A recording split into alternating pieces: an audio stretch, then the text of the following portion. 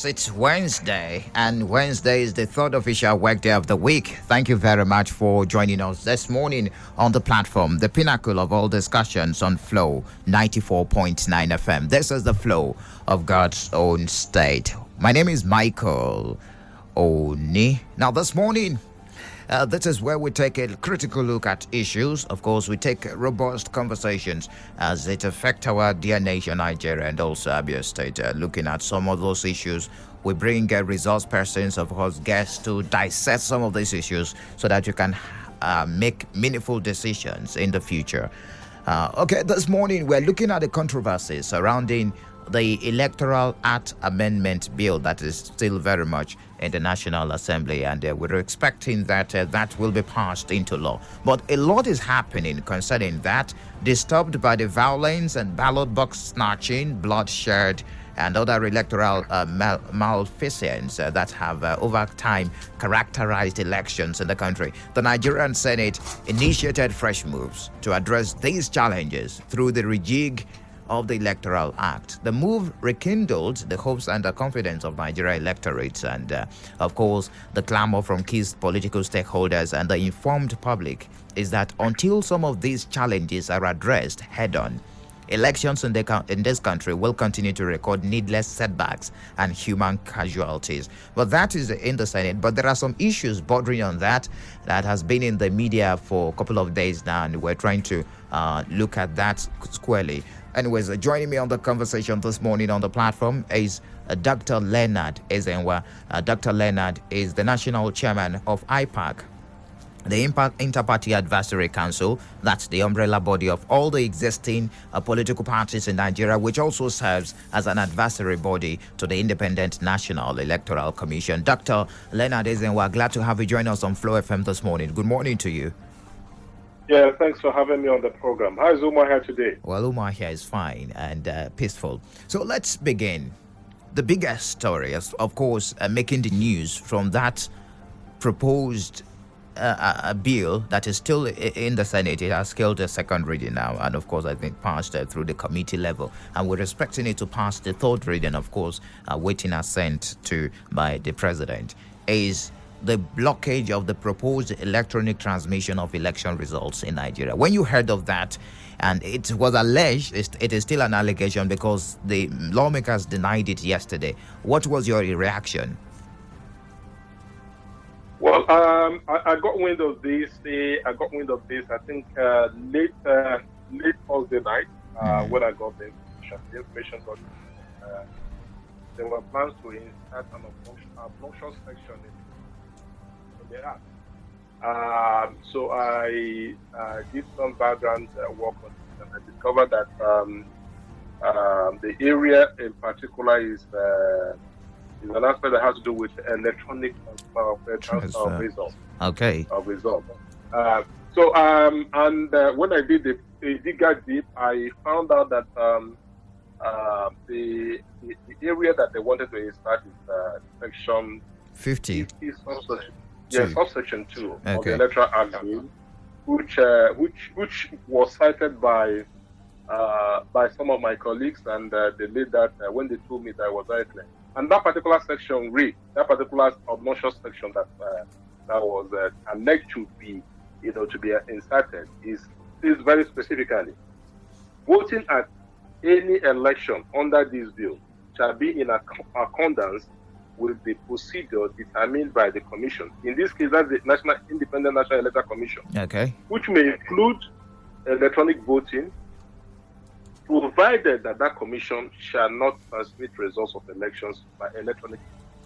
And so when I got this, I knew that definitely there was a very bold attempt to see how they can undercut the gains which the Independent National Electoral Commission made during the Edo election and during also the Ondo election, and what they are preparing to do in the Anambra election. I knew that some non-democrats are at work to undercut the will and wishes of Nigeria, and particularly the mandate of the Independent Electoral Commission. And so that is it. Now, the one thing we need to also note in this country that when allegations, when you have information flying in the space like this, and some high government functionary or an established high-level individual comes out to denounce or disclaim it, at the end of the day, you find out that most of those disclaims does not come out to be true. In many cases, has been proven over time that what they say at the end of the day will not have effect in what actually comes out by the way of document.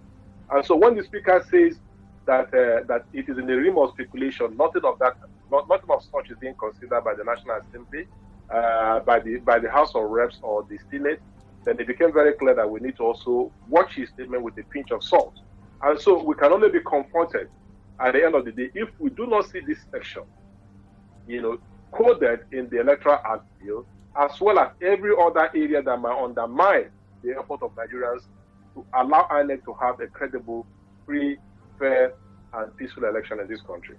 I understand that Ipac participated, of course, during the public hearing of this. I think I'm going to return to him. We've lost connection with Dr. Ezenwa. But it is still the platform, the pinnacle of all discussions on Flow 94.9 FM, the flow of Garson State. And we're looking at those controversies surrounding the electronic transmission of results, of course, as embedded in the Electoral Act Amendment bill that is in the National Assembly now. Of course, we've been speaking with the Ipac National Chairman just before we lost connection. And all right, I think we have him. Okay. We're trying to reconnect with him. But gentlemen, of course, all right, Doctor. Hello, Dr. Ezenwa. Yes. Okay, the network was active. You can go ahead. You can go ahead. All right, go. Let's move on now.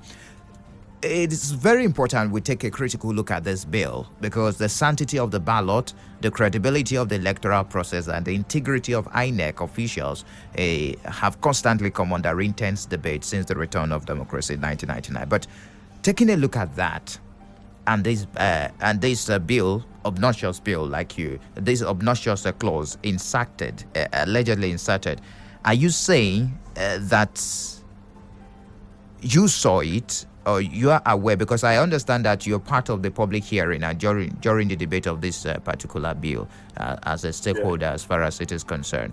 Are you saying that it was not agreed that such clause should be included during the public hearing stage of this particular bill? Yes, what I can tell you as a stakeholder, as a very a core stakeholder in the Nigeria political ecosystem, I can tell you very confidently, nothing of this sort was ever discussed, canvassed, or agreed, or even mentioned in the course of our discussion across various stakeholders. What all stakeholders are agreed on is the keeping technology in our electoral process. That we have cried over the years that while many nations are going forward in respect of this, we are still lagging behind. And so efforts should be done to see how we can have a much more transparent election over time. And one of the key things that we did talk about was we need to deep in technology in that respect. And also the concept of the issue of electronic voting should be enhanced the more. Okay. It should be deepened in such a way that we'll have much more deeper level of engagement with the electronic devices and the internet and all that. Now, at no point was it discussed or was it agreed upon or was it even talked about that an issue of non-inclusion of electronic results, transfer of results was discussed. Of course, it's taken for granted that if you're talking about electoral voting, you should be talking about electoral transfer of results, which was clearly demonstrated in the Odo election as well as the Edo and the Ondo election. So, nothing of this sort ever was discussed or canvassed. And let me also tell you that in the history of engagement between the National Assembly and Nigerians, we've never had a situation where a very significant number of Nigerians had to participate in this electoral act bill. The reason is because we are experiencing a lack of excitement in engaging our people to contest for elections in this country, to be actively involved in participating in things that have to do with democracy and election in this country. We're also mindful of the diabolical and all that has happened in this country where things are not moving fast. So it is the consensus of stakeholders that we need to be deeply engaged in what is happening. So at the end of the day, the core thing, the independent national election should come out and have a very credible election for Nigerians. That is why this bill is very important. And that is why this is very strategic. And that is why any effort to undermine the provisions or the input of Nigerians into this particular electoral act to further the noble cause of having a very credible election in this country will be resisted by all stakeholders in this country. Okay, Dr. Leonard, let me take you back a bit to when this was being discussed now, just a bit back, because we moved beyond this particular question. The question is, we are yet to achieve electronic voting in the country, and we're looking at transmission of results of election through electronic means. Do you think it can work that way? Let's be realistic. Every country has its peculiarity. Every environment has its dynamics and peculiarity and variables. What of things in Nigeria will not be the same as things in the United States? Yes, we do practice the presidential system of government, but we also have to know that we look at the local content of the presidential system of government. The way forward for all advanced democracies in the world is keeping electronic voting. It's taken for granted. It's no-brainer, and that's what is working. It is still doable, and in the last few weeks, we've been having serious engagements with the Independent National Electoral Commission. As a matter of fact, a portal, part of the pre-arrangement for the continuous voters registration exercise, the stakeholders were called around to come and see, that is by the Independent National Electoral Commission, their next level, the next level of action they are about to embark on. And that is to see that Nigerians can now register online. So for instance, if you are in the United States, you want to vote, you have to register. It wasn't like that before. So that is progress. That is progress. Now you can now go online in the dedicated portal of INEC, go and register, get your details imputed. Once that is done, you can now say, yes, you have taken a good journey to begin to see how you get your PVC.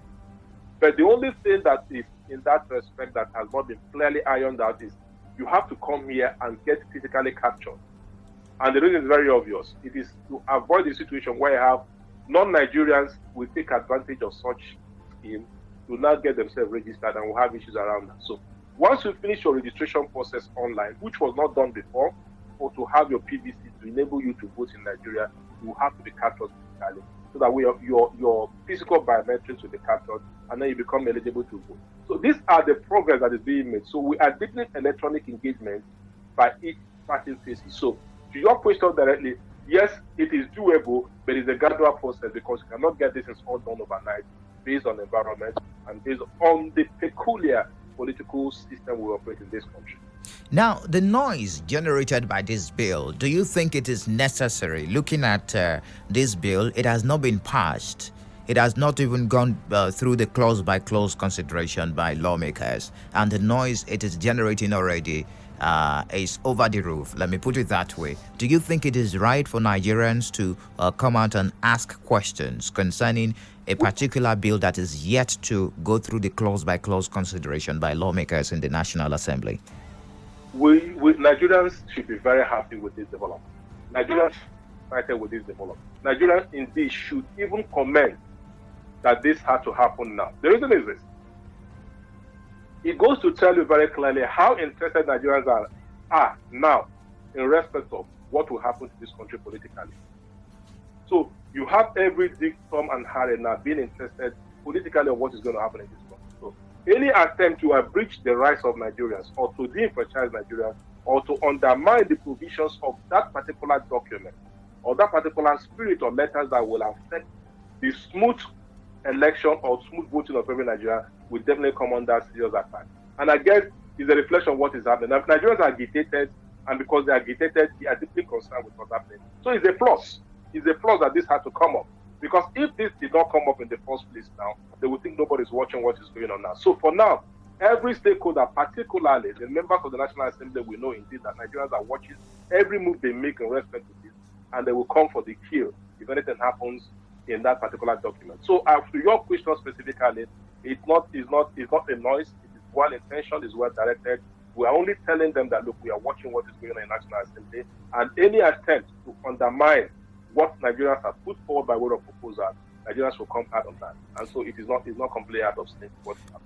The system we've had in the past in Nigeria has been a system that is been able to be manipulated by politicians. Unfortunately, that's the truth. And now, this is a part where we have to be concerned about the manipulation of the system. We're talking about electronic transmission of results. It means there will be a server where the data will be stored. Are we ripe enough to have such a system in Nigeria, in the electoral system? That's one. And two, if yes, then are you not scared of the manipulation of the system? Let me just tell you, everything that involves a human being is subject to such reality. Everything that a human being is involved in is subject to such reality. So we cannot rule that out.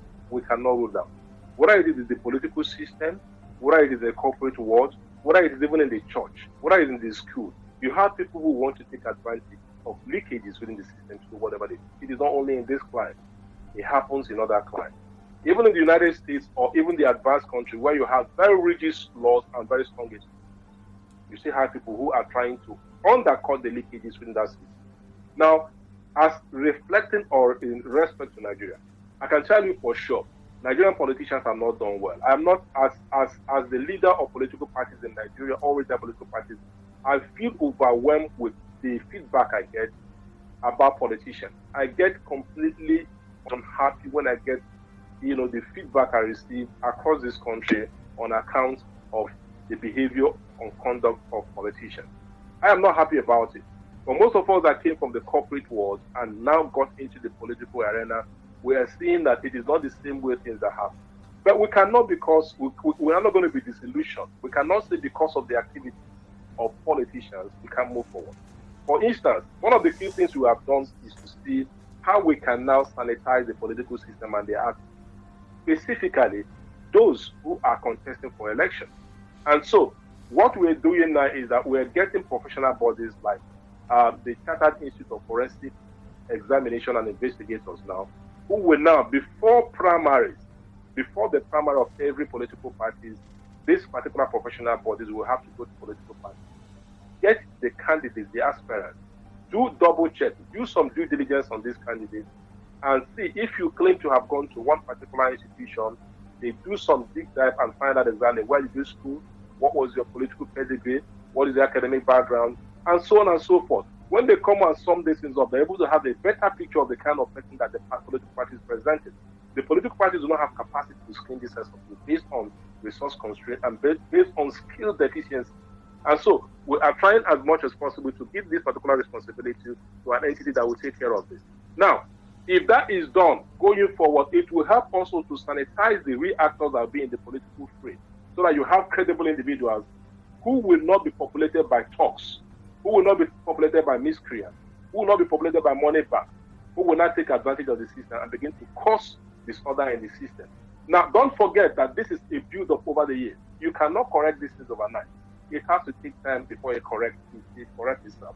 So the council, that is the Ipac, is in on account to see I can sanitize itself. The politicians have a problem, and we are working on that, and we see how we're going to get our house together. But we must not say it must come immediately, but effort is being directed to do what it can do. Because when human beings are involved, you cannot predict human beings, and you cannot say exactly you can rope them. So all you do is to do your best, and you checkmate whatever that comes from. Yeah, it's in the interest of the public, are there other areas, other sections that you cited? Well, it's gonna get interesting. The network is not cooperative.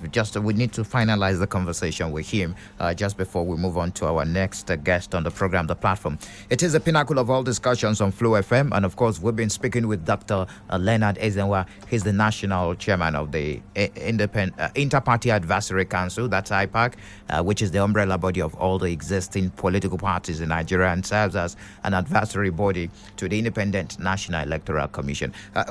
Doctor, now, are there other sections of that bill that you noticed that are not in the interest of Nigerian populace, that may generate fury if being discussed on the floor of the National Assembly?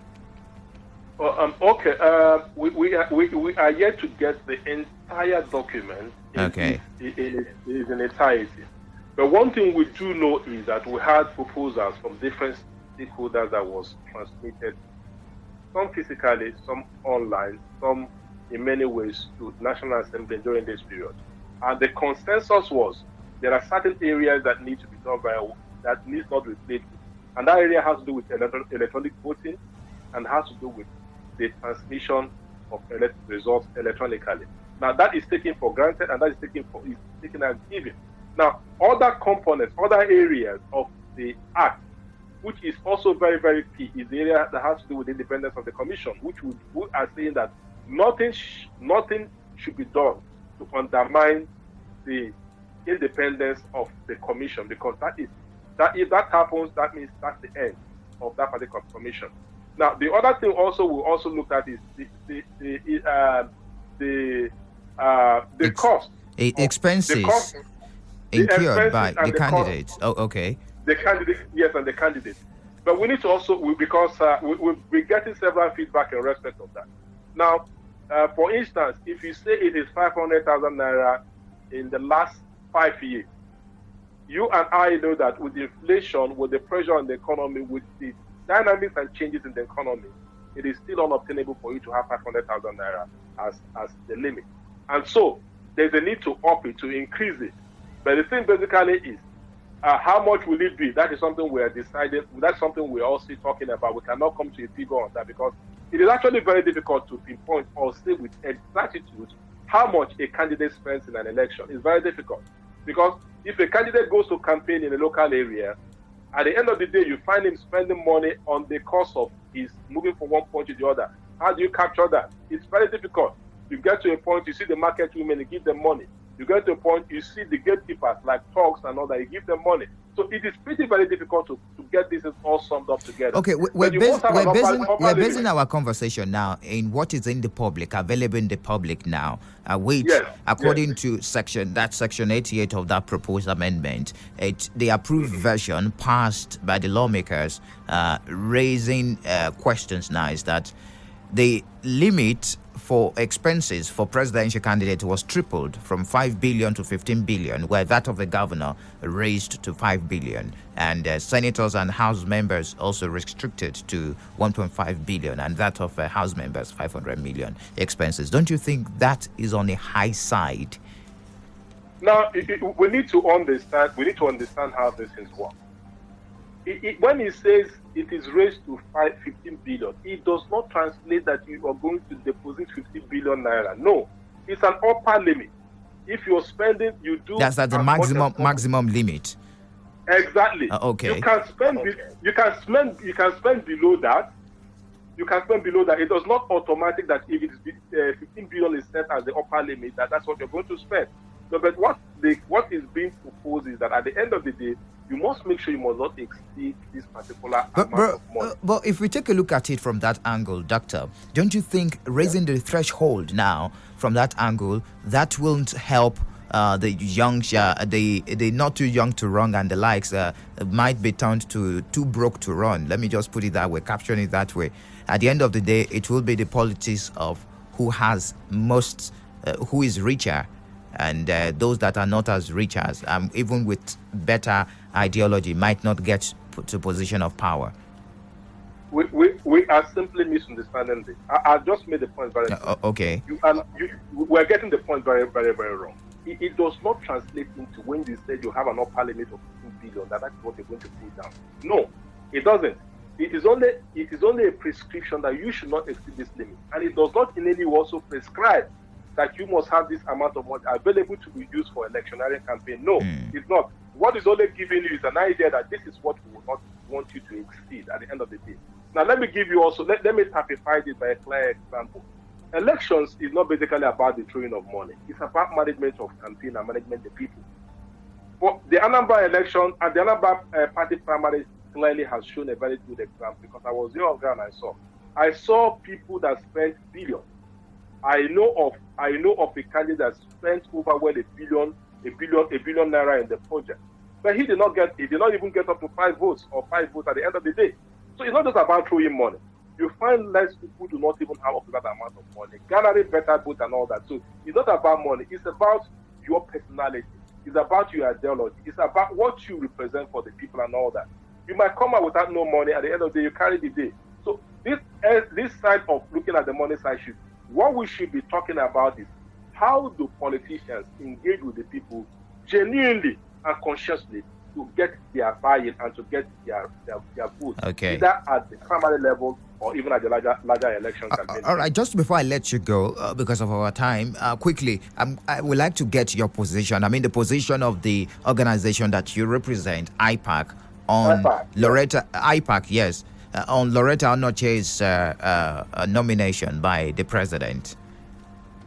Well, our position is very clear and unambiguous. We have concluded or reached the position that Loretta Onoche is a card-carrying member of the political party in this country. It's not only that he's a card-carrying member of the political party in this country, he's a key aide to the president of this country. And because of his activities that has been clearly seen by all Nigerians, we reached the conclusion that this person, if he finds his way into the island, he will undermine the integrity of that particular institution. And so on account of that, we decided that we will not support and will not endorse her being appointed as a national commissioner in Independent National Electoral Commission. So we are opposed to it, and we still maintain our ground on that. All right. There are more qualified Nigerians who can take that position, but not a card-carrying member.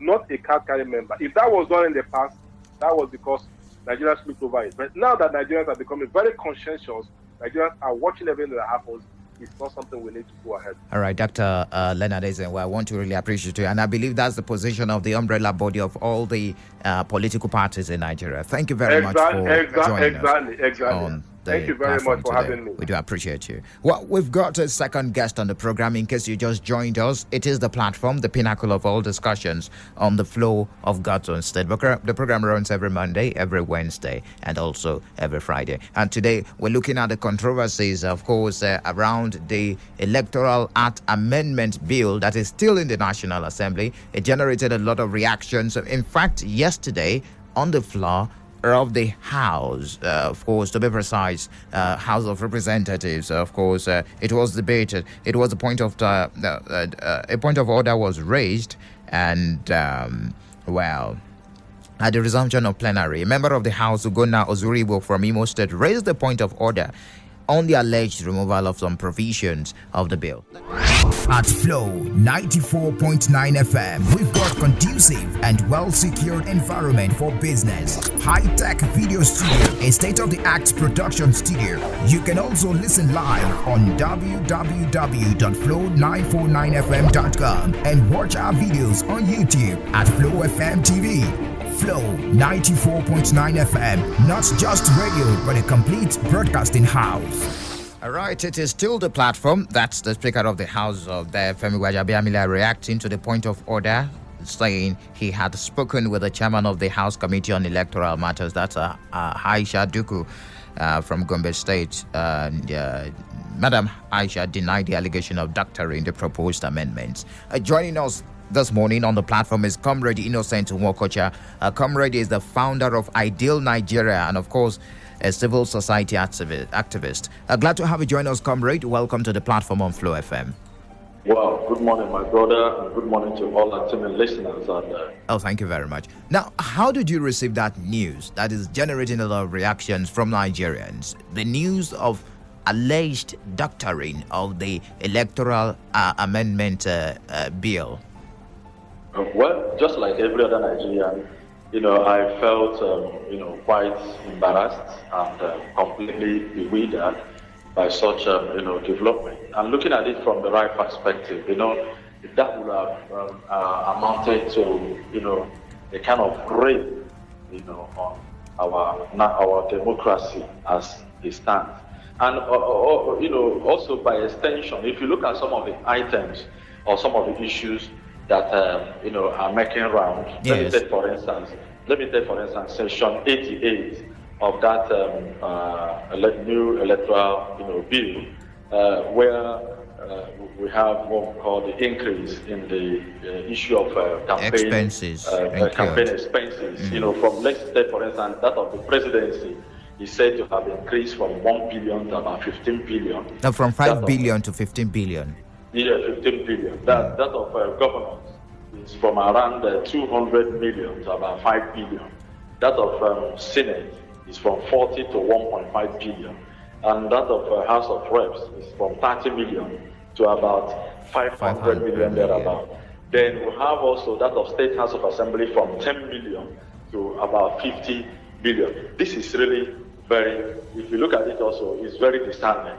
And by extension, if you also look at Section 65 of that, proposed amendment, the amendment, bill, you also look at what was really written there.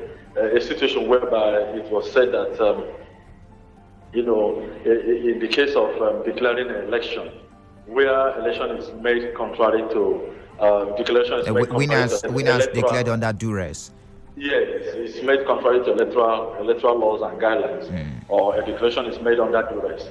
Looking at that, you see one of the major reasons why that should also be rejected is, the proposal to that effect, declared under duress, is more like embodying the politicians, to compare polling officials, polling unit officials and all that, to continue to declare false results under duress and even at their gunpoint. So, which is not a good one as far as our democracy is concerned. And so many other issues that have actually been gained raised. traction in that. But comrade, don't you think we should give the lawmakers a level, a kind of doubt now that these clauses were not included in some of those and some of those sections that you've mentioned, according to what the Speaker of the House said yesterday, that it is in speculation and he cannot confirm that the clauses present in some of the sections of the bill have been doctored, has been reported in the media, and of course, with the noise it is generating. Good. Well, anyway, let's look at it from this angle. All right. In my opinion, I think maybe, though it may be a false news, let's assume, but sometimes or somehow it's also good as far as our democracy is concerned, so that every other person will sit up and know that it's no longer business as usual. People are getting wiser, people are getting informed, people are getting interested, people want to know the way they are really governed and all that. This is one of the beauty of democracy. And that's just the truth. Let's face reality. Should we wait for the clause-by-clause consideration by the lawmakers? And unfortunately, these the clauses generating fury now pass through, and it's been passed and forwarded to the president for assent. What are the options available to correct such? The issue is, I know that there are about 11 processes in making up, from the time a bill is introduced to the time it is assented by Mr. President, which is the 11th stage. The 10th stage is what I call the concurrent stage, where we have from the both House of Assembly, both House of Representatives, and from the Senate, where they amalgamate their thoughts and maybe their final provisions and all that, and try as much as possible to I call it concurrent, try to marry the two together and adjust here and there. That is where probably we are right now. Well, anyway, since it's something that has to do with the masses, no time given to get this thing right will be too much on a sincere note, because we are talking about it. They that are there, they are not on their own volition. They are there on the volition of Nigerians. They are there because myself and yourself and every other Nigerian is involved. They are there to speak our opinion, not their opinion. This is our voice that they are representing. I don't know if you understand that. Okay. So this is what we are saying. This is what we think is what they should do, and we are making a demand that this thing should be done this way. So it's not something they shouldn't be in a hurry. Even Mr. President should not be in a hurry to give assent to transcend that assent to law and all that. It is what the masses are saying. Before I let you go, we're talking about electronic voting and not talking about electronic means of transfer of results by the Electoral Commission. Do you think Nigeria is ripe for that? Yes. We are. Okay. Yes, we are. The reason is very obvious. One is that we are in 21st century. Every other country is, keying into best practices and all that. So we can't afford to be left out at this point. That is just the truth. There is a whole lot of dangers associated with that. So if we decide to say let's play the ostrich and all that, and decide to keep playing, at the gallery without coming to the field to do that, then we are shooting ourselves on the leg. So what I'm saying in essence is let's embrace it. Then maybe when we get there, if there are going to be any whatever adjustments, checks and balances, we'll see it on the field. But it is for now that my brother, we all know what our problems are. This is one of the main. This is if it's called Panadol or Fencing or maybe Fancy, whatever you call it, that can cure that disease. I think it's this one. All right. So let's embrace it. Comrade Innocent Wakacha, thank you very much for joining us on the platform on Flow FM today. Thank you, my brother. Yes, thank you very much. Comrade is a member of the civil society organization, and of course, the founder of Ideal Nigeria. You can also participate this morning by calling 0808 182 6949 or 0811 605 2949. Also drop messages on 0906 510 8289. Good morning to you. Welcome to the platform. Good morning, Mr. Michael. You're welcome, Mr. Madu Edward. Yeah. My name is Mr. Madu Edward, a.k.a. Editor-in-Chief / the Iron Pillar. This morning, the Iron Pillar is calling from the group of Adiki Kinanzobo. Yeah. Come to the discussion this morning. I like what the second man, how he analyzed the whole issue in terms of electoral process. You cannot tell me that Mr. Speaker is not aware of what is happening. Why? Because they believe on rigging. As you can see, the major fact that can give Biden a winning today is electronic transmitted results. If that they can approve that, they will not know whosoever that won directly, because it will reduce court case. Because if you are doubting, you go to internet and got your own results directly. Then every day we now depend on. If you see what happened on a polling booth, every day we have an election, Mr. Michael, you baffle. You will write another thing in a paper. When you go to the local government, another thing come up. Before you could know it, another thing come to the headquarters. All right, and Mr. Madu. It up and down. If they can work on that, all right, thank you for sharing your thoughts with us. Welcome to the platform on Flow FM. Good morning to you. Okay, that didn't pull through. 0808 182 6949 or 0811 605 2949. Welcome to the platform. Good morning to you. Good morning, Michael. You're welcome. I'm Hussein Manod. I'm calling from Mumbai. All right. Mr. Michael, I listened to both your guests in the studio.